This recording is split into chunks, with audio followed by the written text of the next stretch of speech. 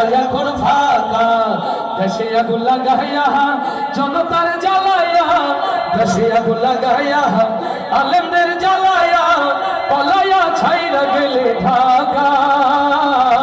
গণভবনটা এখন ফাঁকা, বুবুরে গণভবনটা এখন ফাঁকা, ডাইনি রে গণভবনটা এখন ফাঁকা। ওরে খেলা হবে, খেলা হবে, শামীম তো আর বলে না, সংসদে মমতাজের বুকটা এখন ফাটে না। ওরে খেলা হবে, খেলা হবে, শামীম তো আর বলে না, সংসদে মমতাজের বুকটা এখন ফাটে না।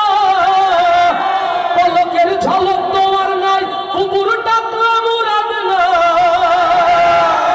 পলকের ঝলক তো আর নাই, উপর টাকলা মুরাদ নাই।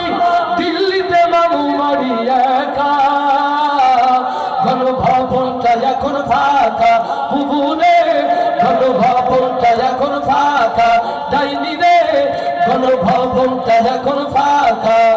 দেশে আগুন লাগাইয়া জনতার জ্বালায়া, দেশে আগুন লাগাইয়া জনতার জ্বালায়া, পালাইয়া ছাইরা গেলে ঢাকা। গণভবনটা এখন ফাঁকা, বুবুরে গণভবনটা এখন ফাঁকা। তুমি মিথ্যা মামলায় ফাঁসি দিলে সোনার মানুষগুলো রে, কত বড় ডাইনি সেজে নাই মায়া তার অন্তরে।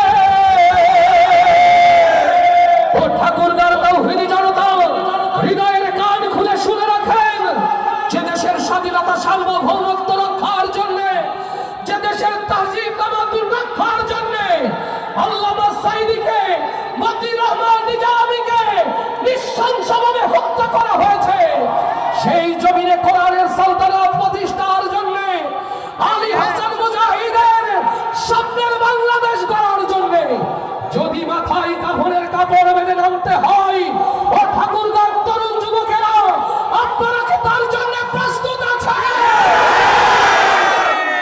ও তুমি মিথ্যা মামলায় ফাঁসি দিলে সোনার মানুষগুলো রে, কত বড় ডাইনি সেজে নাই মায়া তার অন্তরে। সেই আদালত আছে, ফাঁসির দড়িও আছে, আস্তে ঠিক না জোরে, সেই আদালত আছে, ফাঁসির দড়িও আছে, অপেক্ষা করছে শুধু ঢাকা। কবে পাবে বুবু তোমার দেখা? দেশে আগুন লাগাইয়া আলেম